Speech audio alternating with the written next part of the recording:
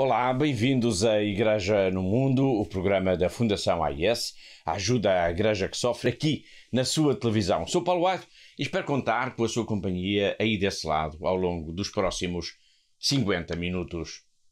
Il momento più difficile credo sia stato quando mi hanno incatenato, ricordo la data, era il 5 ottobre 2018, dopo che ero stato portato in moto attraverso tutto il Burkina Faso. Quel 5 ottobre siamo arrivati in un covo e lì mi hanno incatenato a un albero.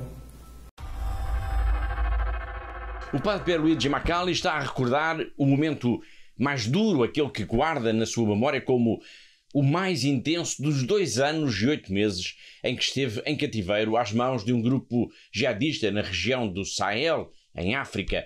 O padre Macali veio a Fátima no início do mês de agosto para rezar, para agradecer a Nossa Senhora a sua libertação e falou connosco. A entrevista em exclusivo com este sacerdote italiano vai acompanhar-nos por aqui ao longo das próximas semanas. Nesta entrevista, o padre Macali fala não só dessa experiência terrível, de como passava os dias, de como rezava com um terço improvisado, com um pedaço de pano, mas também falou e fez questão disso da irmã Glória Narvaez Argotti, que está prisioneira há já 4 anos e também na mesma região de África e também tal como ele esteve às mãos de terroristas islâmicos. Mas o nosso programa terá, claro, muito mais histórias e notícias e temas para conversar com a Catarina Martins de Betancourt, que é a diretora da Fundação AIS em Portugal e que está connosco também. Olá, Catarina. Olá, Paulo, e olá também a todos os nossos telespectadores. Entre essas notícias, outras notícias do nosso programa, nós vamos, por exemplo, até ao Sudão do Sul para lembrar o assassinato de 2 religiosas e vamos ainda até ao Sri Lanka, ainda a propósito dos brutais ataques terroristas que ocorreram no domingo de Páscoa de 2019, assim como vamos também até ao Egito, de onde nos chegam ecos de violência jihadista na região do Sinai. Violência que está, claro, a inquietar a comunidade cristã. De Moçambique, mais concretamente de Cabo Delgado, chegou-nos o relato em primeira mão de um sacerdote, que é o padre Fonseca, que ao ver a igreja de Mocimboa da Praia, pela primeira vez, ele esteve lá, ao ver a igreja destruída pelos terroristas. A vila esteve ocupada pelos terroristas, como eu já disse, durante mais de 1 ano e foi libertada agora, durante o mês de agosto, pelos soldados do Ruanda que estão a apoiar as forças moçambicanas. Uma história para ver com toda a atenção. Mas para já vamos então a essa entrevista em exclusivo com o padre Macali. No primeiro domingo de agosto, o padre Pierluigi Macali esteve no Santuário de Fátima para agradecer a Nossa Senhora a sua libertação, que aconteceu em outubro do ano passado, depois de 2 anos e 8 meses às mãos de um grupo jihadista na região do Sahel, em África. O padre Macali, que também é conhecido entre os amigos como o padre Gigi, concedeu uma grande entrevista em exclusivo ao nosso programa, que nos vai acompanhar, como se calcula, por aqui ao longo das próximas semanas. Um tema central revelado nesta conversa connosco é a sua preocupação pela situação da irmã Glória Narvaez Argotti, uma religiosa franciscana que foi também raptada e que se encontra em cativeiro, Catarina, há já 4 anos. Sim, de facto, o padre Pierluigi Macali lembra o estado de saúde da irmã Glória, que se tem vindo a degradar nos últimos tempos, portanto já ao fim de 4 anos de cativeiro, e diz que todos os dias se lembra dela, todos os dias reza por ela. Portanto, o padre Macali esteve 2 anos preso nas mãos dos terroristas e ele diz que foi um tempo longo, portanto, e a irmã Glória já leva o dobro deste tempo, portanto, para além disso é uma mulher, é uma religiosa, por isso ele pede de facto as nossas orações e pede também o nosso compromisso para ajudarmos a libertar não só a irmã Glória, mas também todos os outros prisioneiros que se encontram nas mãos dos terroristas, de grupos armados, portanto, de criminosos, só pelo facto de serem cristãos ou só por serem membros da Igreja. Esta questão da situação da irmã Glória vai ser um tema central a desenvolver nos próximos programas, para se perceber bem esta inquietação do padre Pierluigi por ela, pelo seu estado de saúde, pela forma como está a viver esta experiência terrível de cativeiro. É bom escutar primeiro a própria história deste sacerdote italiano. Hoje, nesta entrevista em exclusivo à Fundação AIS, o padre Pierluigi vai recordar aquilo que ele considera que foi o momento mais duro por que passou desde que foi raptado e qual a razão por que tudo isso aconteceu. Para já, chamo a sua atenção para essas primeiras palavras. O momento mais difícil que ele viveu em cativeiro. Il momento più difficile credo sia stato quando mi hanno incatenato. Ricordo la data, era il 5 ottobre 2018, dopo che ero stato portato in moto attraverso tutto il Burkina Faso. Quel 5 ottobre siamo arrivati in un covo e lì mi hanno incatenato a un albero ed è stato un momento di grande sconforto, ho pianto, ho gridato a Dio, Dio mio, perché mi hai abbandonato? O dia 5 de outubro de 2018, quando foi algemado a uma árvore, fica para sempre, portanto, na memória do padre Pierluigi Macalli. Curiosamente, foi também em outubro, mas de 2020, que ele iria ser libertado. Durante estes 2 anos e 8 meses de cativeiro, o padre Macalli teve muito tempo, claro, para pensar na razão porque tudo aquilo lhe estava a acontecer. Porquê o rapto?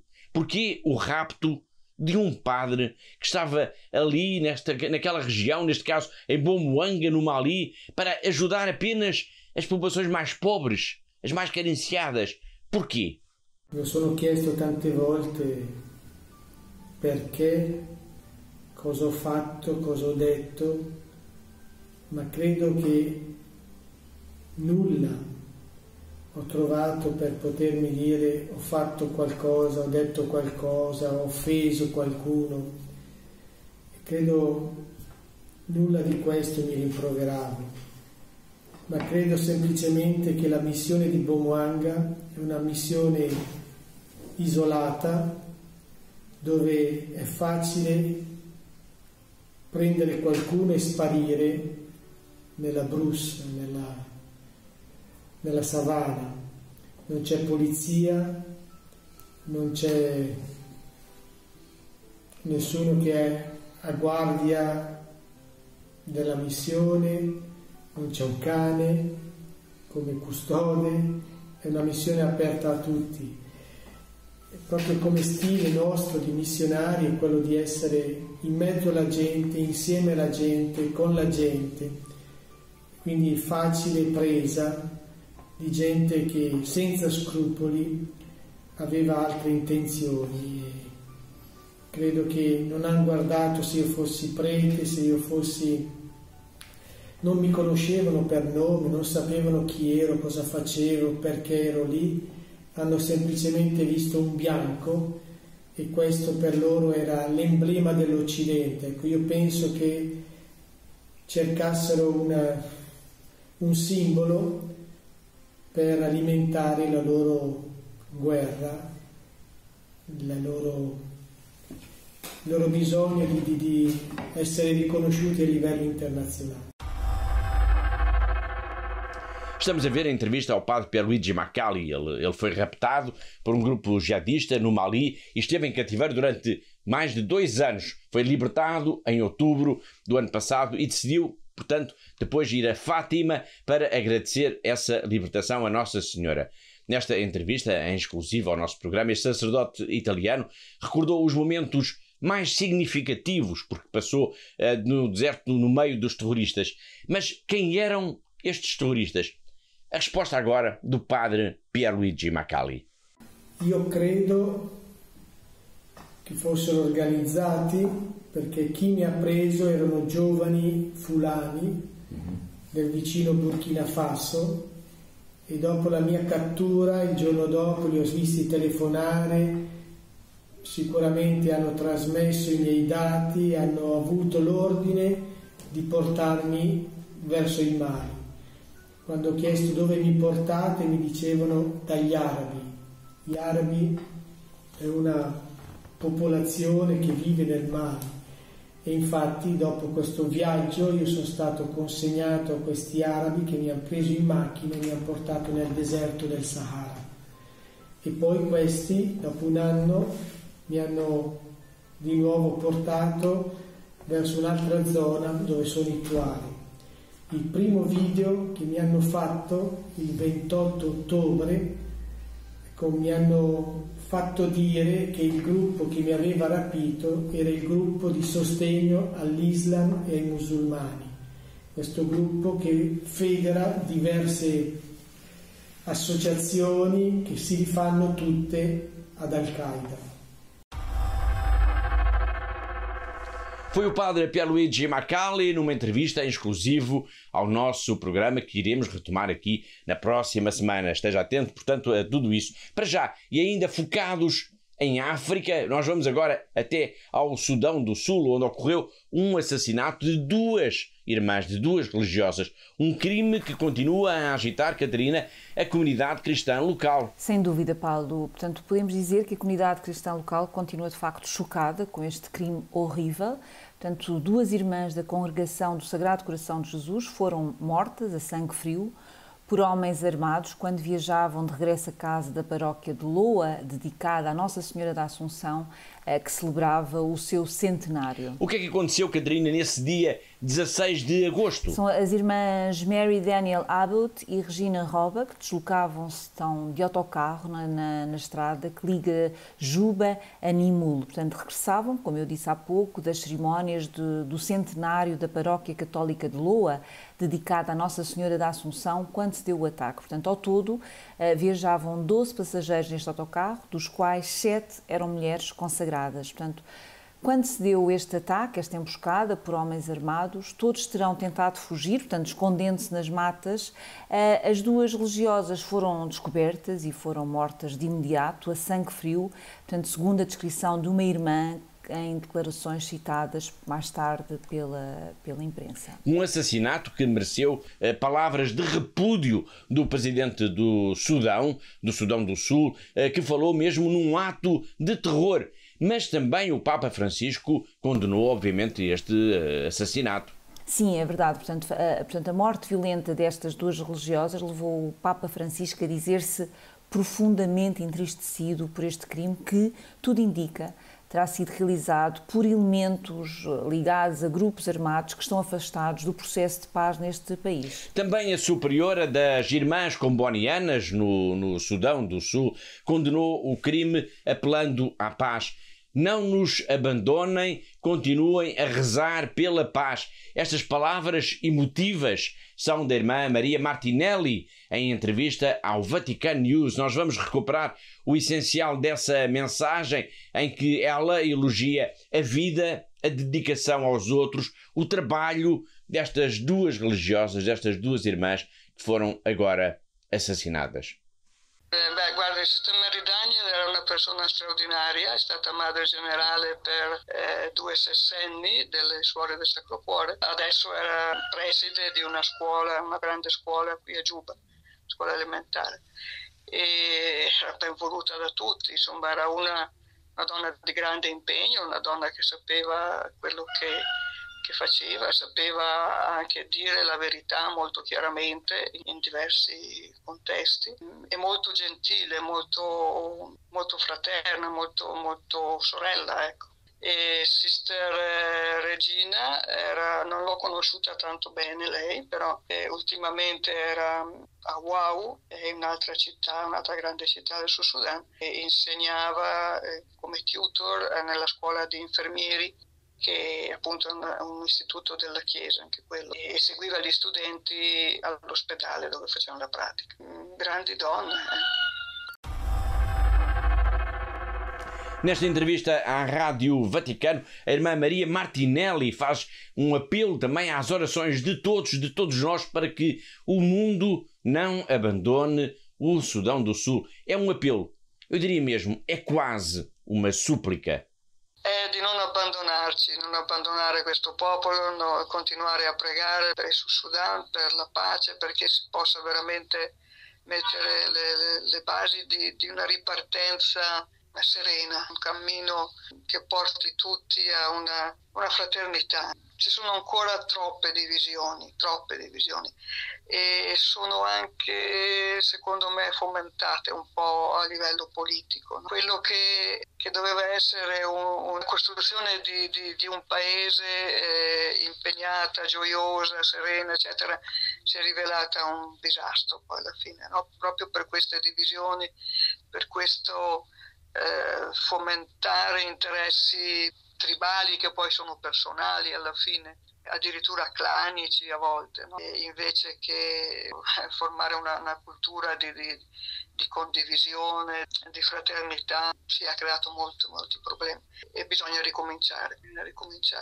Non si può accettare di essere semplicemente vittime.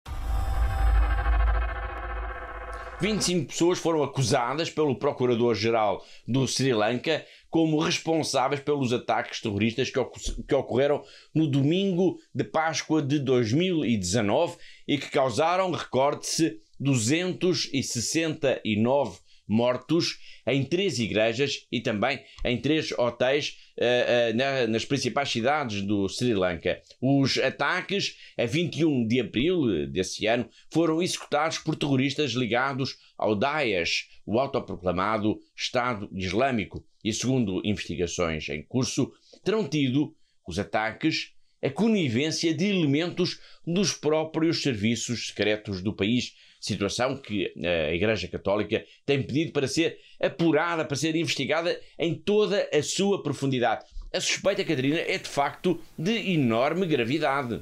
Sem dúvida, Paulo. Portanto, ainda em julho deste ano, a Igreja Católica fez chegar ao presidente do país, do Sri Lanka, uma carta que pedia para investigar este assunto. Portanto, nesta carta, que o comitê é criado, entretanto, para apoiar as vítimas deste atentado e que é liderado pelo cardeal Malcolm Ranjit, exorta então o presidente do Sri Lanka a tomar medidas concretas, medidas legais contra os mais altos responsáveis do regime por não terem agido de acordo com as informações recebidas pelos serviços secretos de alguns países e que apontavam para a iminência de um atentado terrorista. Foi no dia 21 de abril de 2019.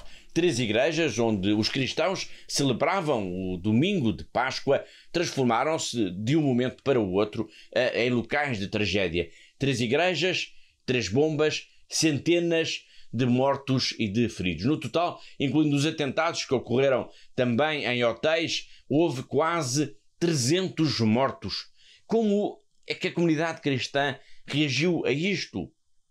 Bom, reagiu perdoando, reconstruindo as igrejas e procurando também reconstruir as vidas das pessoas, das famílias, dos sobreviventes, tal como os nossos colegas do Rome Reports nos vão contar já de seguida. On April 21st, 2019, a suicide bomber killed about 100 people in this church in Colombo, capital of Sri Lanka. A few miles away, about 20 minutes later, another terrorist carried out a similar massacre in the Church of St. Sebastian in Negombo. It was Easter Sunday. 1 year after the biggest religiously motivated terrorist attack in recent years, Cardinal Albert Malcolm Ranjith, Archbishop of Colombo, in a video message said, "We offered love to the terrorists who tried to destroy us, and we forgave them." The response of Catholics to the brutal attacks has strengthened the church in this country, where Catholics are a minority. The Cardinal underlines that the attacks killed not only Christians, but Buddhists, Hindus, and Muslims, leaving a total of 279 people dead. The 2 churches devastated by the terrorists have been completely rebuilt and remain very active. The restrictions imposed because of the coronavirus prevent public memorials from being held in the churches. It's not just about buildings, however. At the request of the local church, Aid to the Church in Need has contributed to the reconstruction of these people's souls, in the form of personalized help to overcome the trauma. A few weeks after the attacks, a team from Rome Reports accompanied a group of the organization's leaders to Sri Lanka on their trip to better understand the community's needs.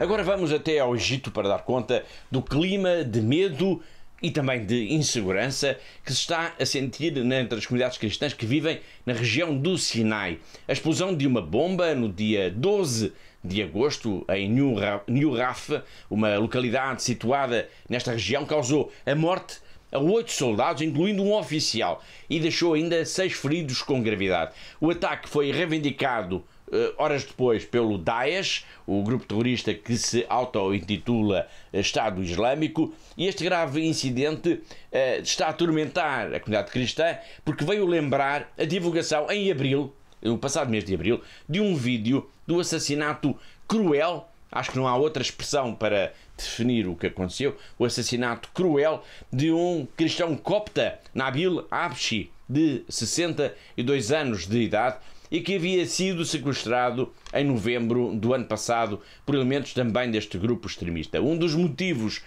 porque Nabil foi executado a tiro terá sido o seu envolvimento, imagine-se, na construção de uma igreja local, na povoação, neste caso, de Bir al-Abd, precisamente também na região do Sinai.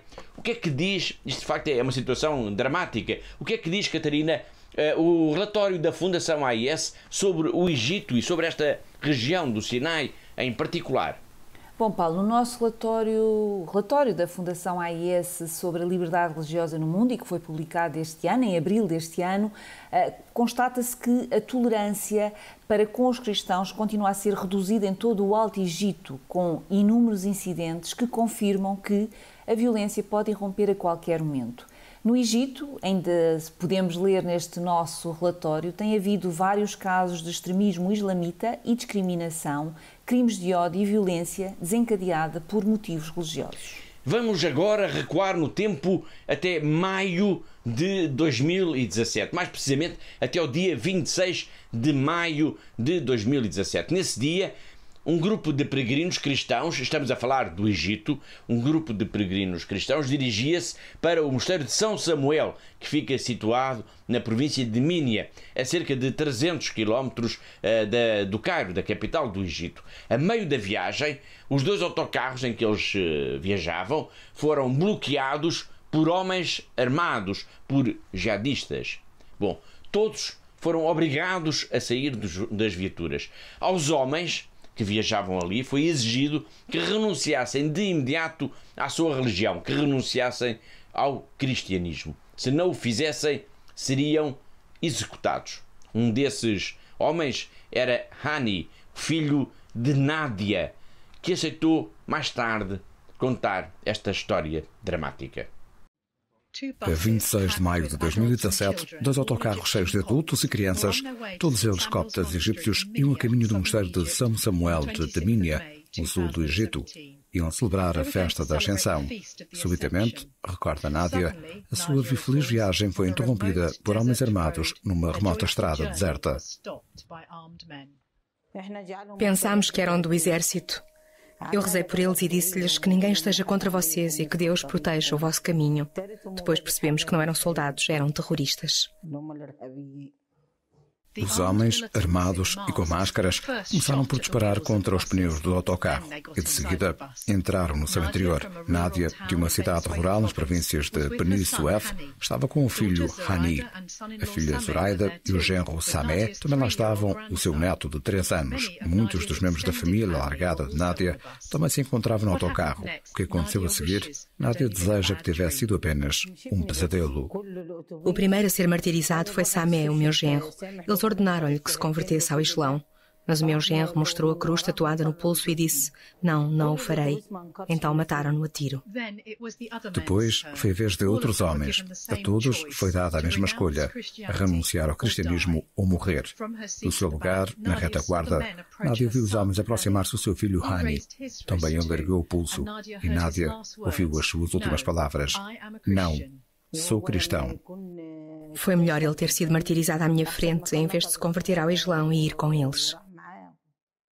Agora, uma parede inteira da sua casa está coberta com fotografias de Hani, entre as quais a sua última selfie, tirada naquele mesmo dia. Depois de terem assassinado todos os homens, os militantes voltaram-se para as mulheres, gritando insultos e exigindo as suas joias. Um deles aproximou-se da Nádia. Ele queria acertar-me no coração, mas deu-me 3 tiros no braço. O meu braço ficou desfeito daqui até aqui. Depois deixou-me como se pensasse para consigo: esta mulher não quer morrer, e foi-se embora. Desmaiei devido à hemorragia. Deixei de pensar no meu filho ou em quem quer que fosse. Não me despedi de ninguém. Fui levada para o hospital de Minia. Queriam amputar o meu braço. Então entrou a ministra da Solidariedade Social. Pegou no meu relatório médico, começou a chorar e a chamar-lhes nomes.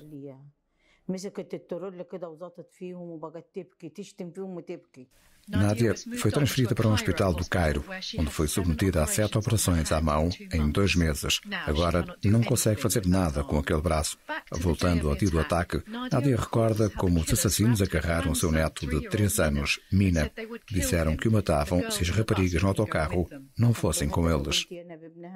A minha filha disse-me depois que naquele momento Cristo apareceu-lhe. Ele consolou o menino e disse-lhe a ela: cuida dele, eu voltarei por ti. Dá as tuas joias ao atacante. Quando tentaram arrastar o menino, Cristo disse-lhes: deixem-no com a mãe. Eles largaram-no e foram-se logo embora. Tinha o rosto descoberto e era lindo. Tinha olhos verdes. Era Cristo. Nós tínhamos visto uma pintura antiga de Cristo. Assim soubemos que era ele. Os atacantes foram distraídos pela chegada de uma carrinha de operários. Deixaram a mina e foram atrás da carrinha. Do ataque resultaram 28 mortos, incluindo 2 crianças. Outras 25 ficaram feridas. Se depois do incidente alguém dissesse: se forem ao mosteiro vamos matar-vos, nós iríamos na mesma. Não temos medo.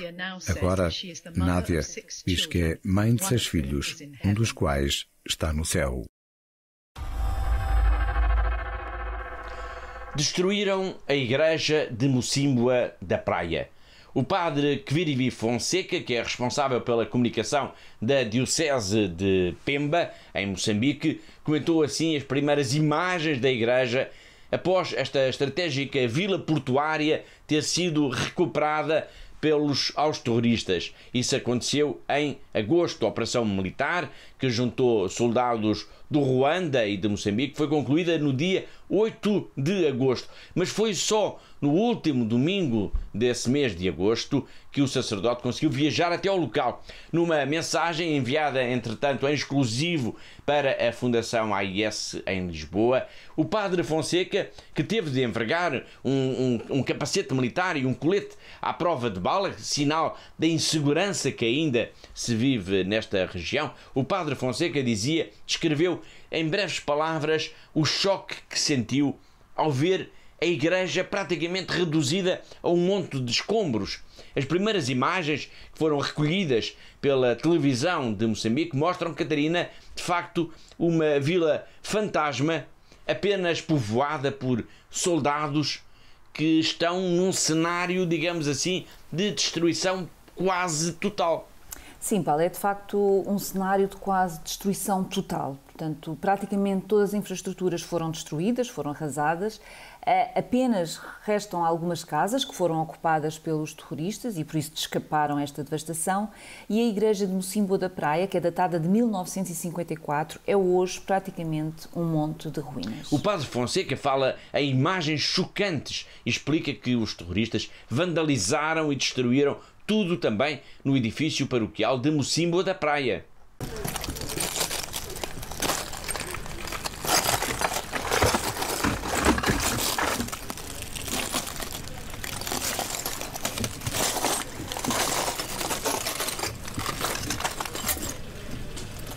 Bastante triste, eu estou chocado. Interessante perceber alguns sinais visíveis como nós estamos a observar ali, a cruz onde se encontrava o tabernáculo.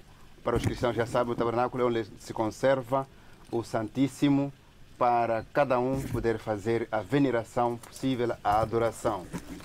Encontramos também o sinal que é a torre, onde também simboliza para quem está de longe, onde sabe que aqui é uma igreja católica. Então, são esses sinais, conforme está aqui, este pedaço que seria o vaso, ou melhor, um resto para usar aqui, velas, tudo isso.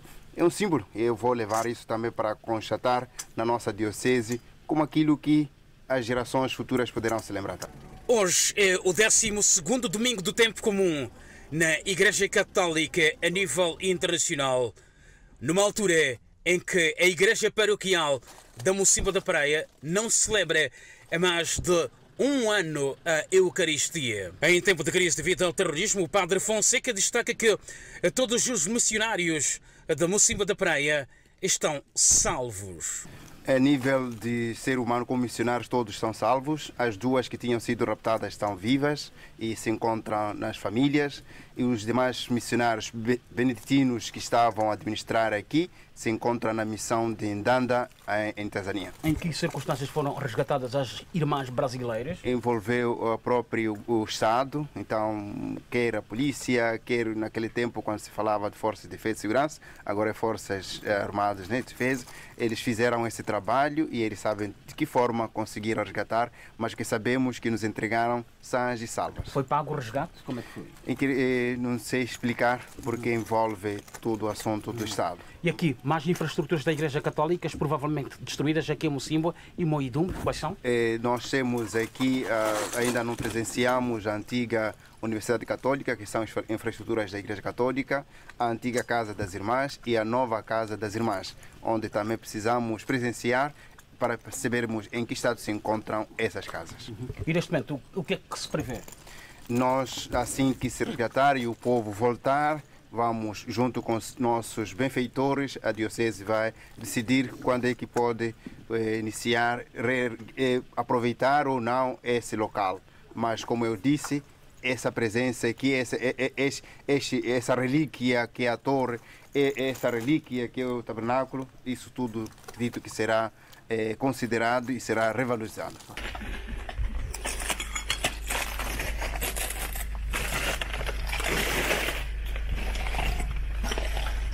É uma sacristia para os paramentos serem reservados aqui e prestes à celebração, também para o padre se vestir, e tudo aquilo que envolve a celebração é mantido aqui.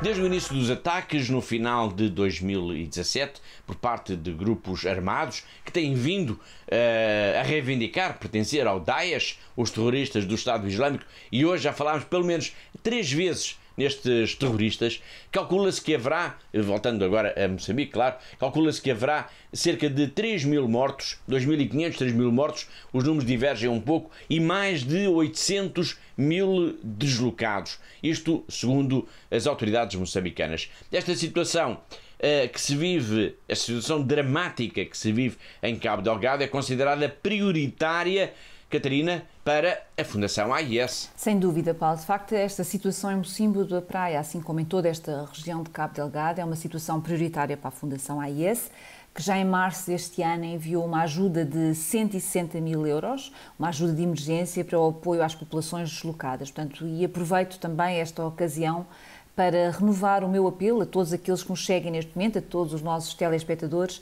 que não deixem de ser solidários com este povo de Moçambique que tem sofrido tanto nestes últimos tempos. Portanto, a Fundação AIS tem aqui em Portugal, assim como em todos os países onde estamos presentes, temos pedido ajuda para esta comunidade cristã de Cabo Delgado. Portanto, as imagens de destruição da igreja de Mocimboa da Praia não precisam de legendas, não precisam de qualquer tradução, é uma imagem que fala por si só.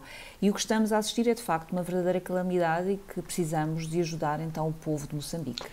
Mal chegou a Pemba, à sede da Diocese, o Padre Fonseca, ainda com a memória viva, digamos assim, destas imagens de destruição da igreja em Mocimboa da Praia, pegou no seu telemóvel e gravou uma mensagem, vídeo, para quem? para a Fundação AIS, para os benfeitores da Fundação AIS em Portugal. Com o vosso apoio, diz ele, será possível, logo que isso seja determinado, será possível a reconstrução da igreja de Mocímboa da Praia.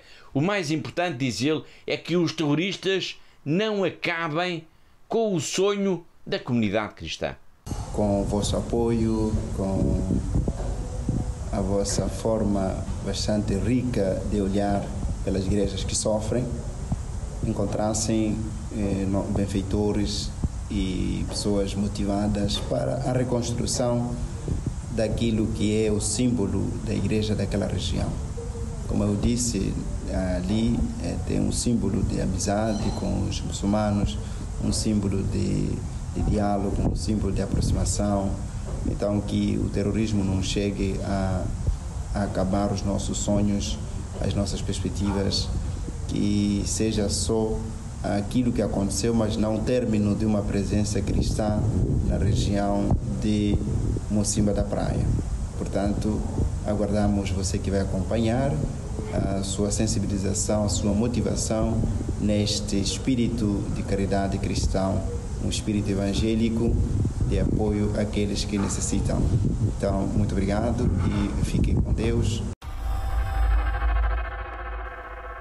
Agora vamos ao encontro do nosso correspondente em Macau, na China, o jornalista José Miguel Encarnação, que hoje nos vai falar da reabertura da Sé Catedral deste território, onde se reza ainda em português.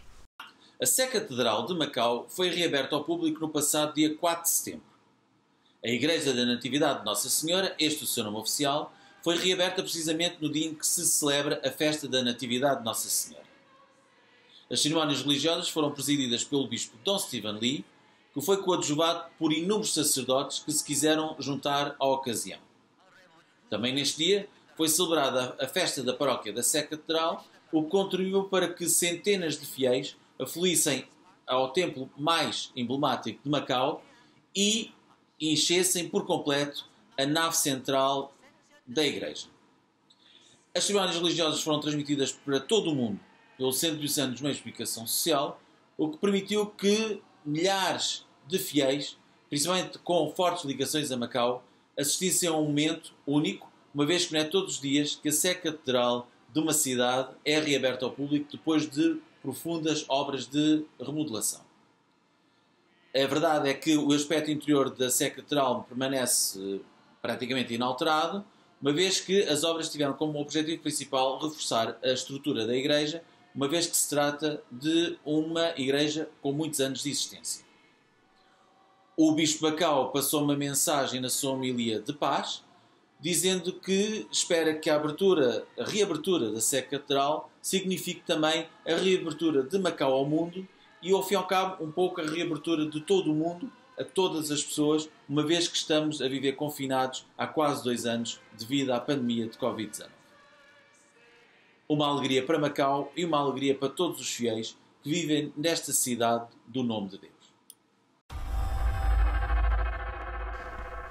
Foi José Miguel Encarnação, o nosso correspondente em Macau, na China, e assim chegamos ao fim da primeira parte do nosso programa. Na segunda parte vamos focar a nossa atenção na campanha da Fundação AIS de apoio ao Haiti, um dos países mais pobres do mundo e que foi atingido mais uma vez por um brutal terremoto. Do Haiti têm-nos chegado imensos pedidos de ajuda aos quais não podemos de todo ficar indiferentes. Uma ajuda que faz parte também do trabalho, da missão da Fundação AIS no mundo. Deixe ficar por aí, nós voltamos dentro de breves instantes.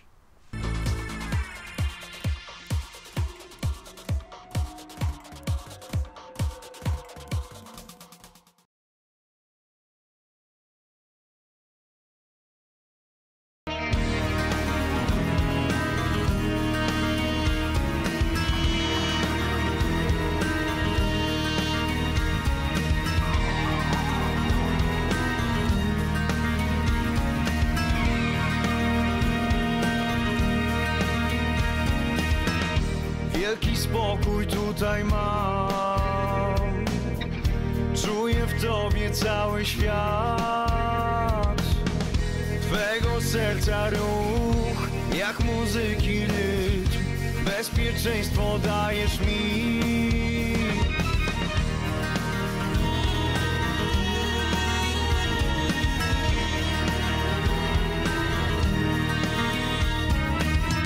Chcę móc poczuć świata smak, chcę zobaczyć wiele barw i powietrza łyk.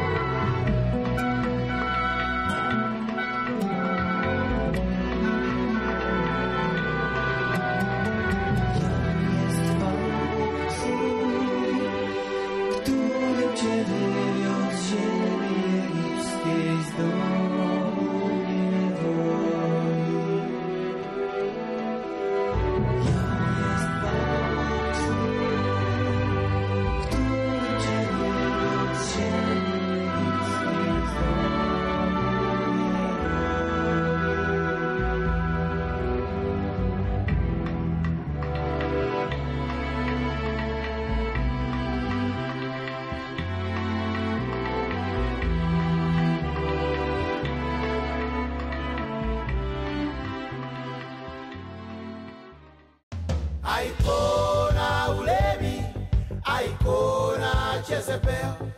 Oh Lord Jesus, help me obey Commandment 6. Icona Ulebi, Icona Jezebel. Oh Lord Jesus, help me obey Commandment 6. Jesus is the way, Jesus is the truth, Jesus is life, the light in my path. Deliver me from evil, help me overcome. Oh Jesus, oh Jesus, oh Jesus, oh Jesus, yeah. I can say Icona Jezebel. Oh Lord Jesus, help me obey Commandment 6. I can sing Our ultimate end will depend on our decision. Choosing truth or not with its power and precision to set us free responsibly for the fullness of love to the end. Set me free, yeah. Our ultimate end will depend on our decision. My ultimate truth or not with its power and precision to set us free responsibly for the fullness of love to the end. Set me free, yeah. Deceit and deception, we need divine protection. Divine protection. Deceit and deception, we need divine protection. We need divine protection. Deceit and deception, rescue me. We need divine protection. We need divine protection. Deceit and deception, rescue me. We need divine protection. We need divine protection.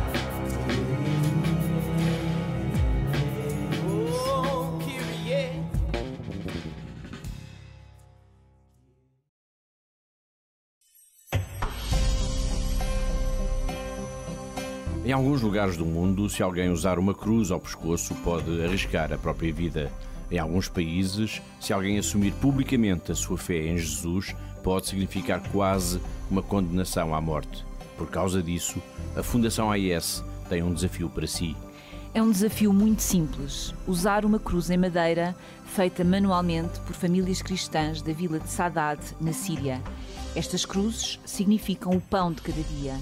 Representam a sobrevivência da comunidade cristã, mas são também símbolo de fé. Tenho uma cruz em madeira para oferecer a todos os novos benfeitores da Fundação AIS. Há uma igreja que sofre e que precisa da nossa ajuda, que precisa agora da sua ajuda. Aceita o meu desafio?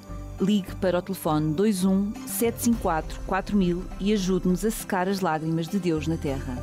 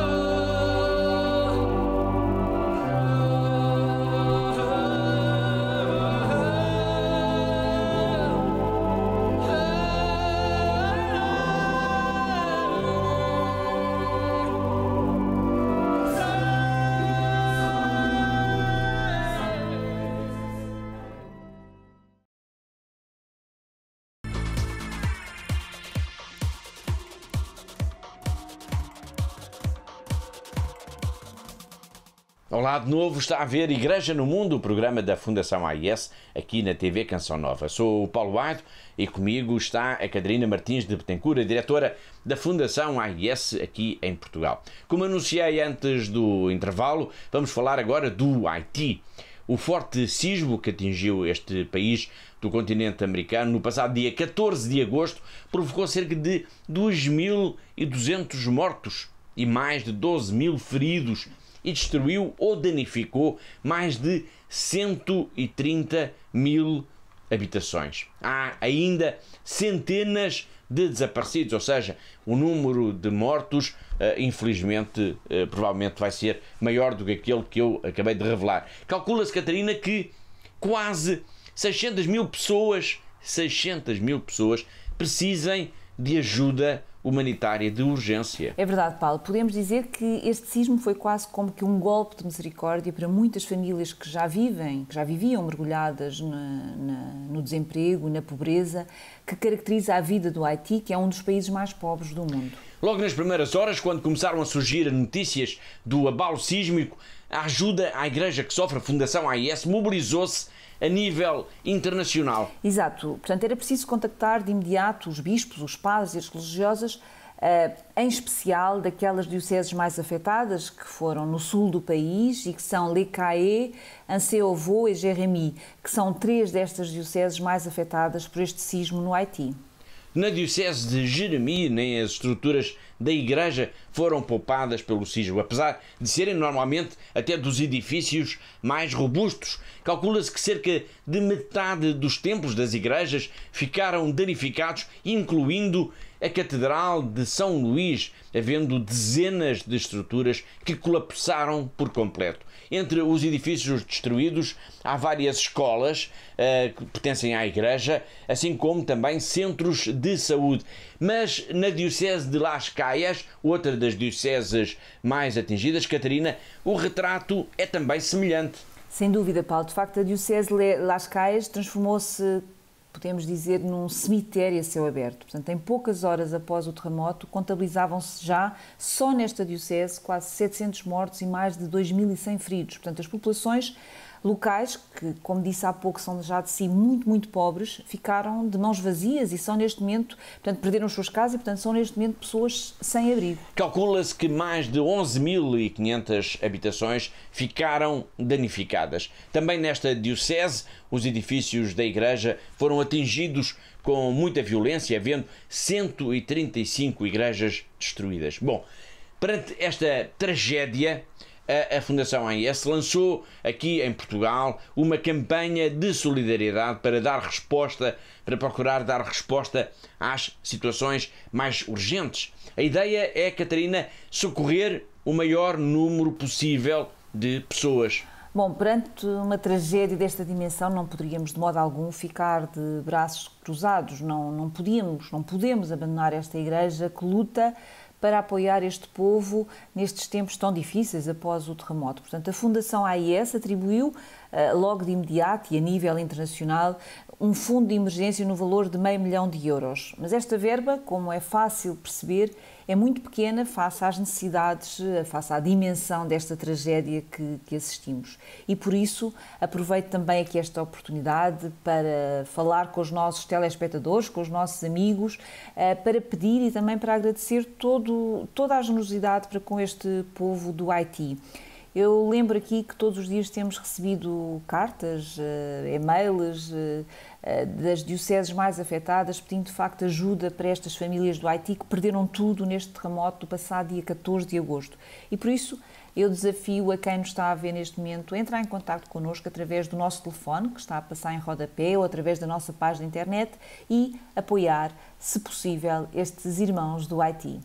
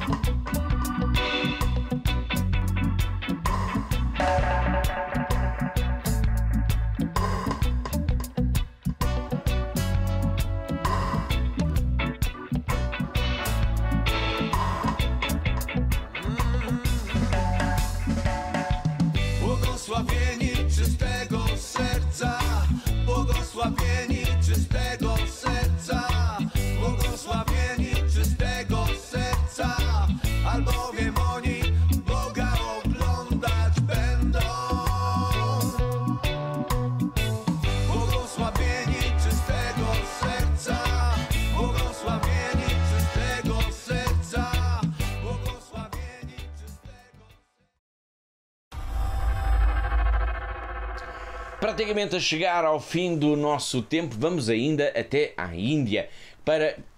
É uma peça que é também, de alguma forma, uma homenagem a todas as irmãs, a todas as religiosas que têm dedicado as suas vidas ao serviço dos mais pobres, ao serviço dos mais miseráveis neste país. Estamos a falar da Índia, daqueles que tantas vezes a sociedade simplesmente ignora. Vamos ao encontro de uma irmã cuja missão é apoiada pela Fundação AIS. A irmã Fulgência trabalha numa aldeia onde faz de tudo. Ela faz de professora, de enfermeira, de catequista. Vamos ver.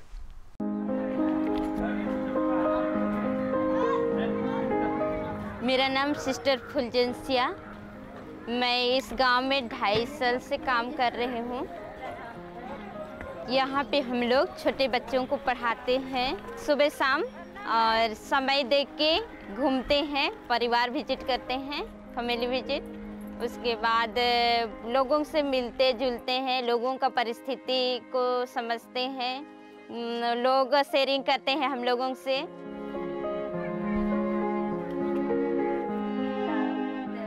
यहाँ तो मिशन नहीं है, प्रार्थना मिसा पूजा नहीं होता है, इसीलिए हम सब सिस्टर के साथ में बैठ कर के हम प्रार्थना करते हैं।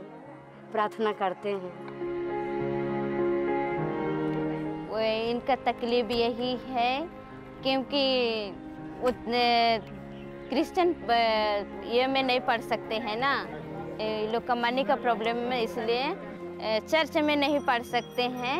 ये लोग सरकारी स्कूल में पढ़ते हैं ना, इसलिए उन लोग को सरकारी में तो कैटेकिस्ट नहीं पढ़ाया जाता है।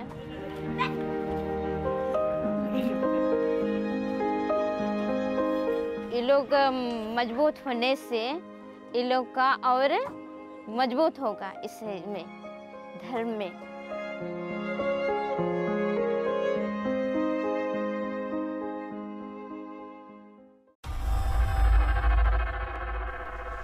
E assim terminamos mais um Igreja no Mundo, o programa da Fundação AIS aqui em Portugal. Resta-me agradecer a colaboração da Catarina Martins de Betancourt, a diretora da Fundação AIS em Portugal, assim como de todos aqueles que ajudaram a produzir, a editar e a levar até si este programa. E quanto assim já sabe, espero vê-lo aí de novo na próxima semana. Até lá, se Deus quiser.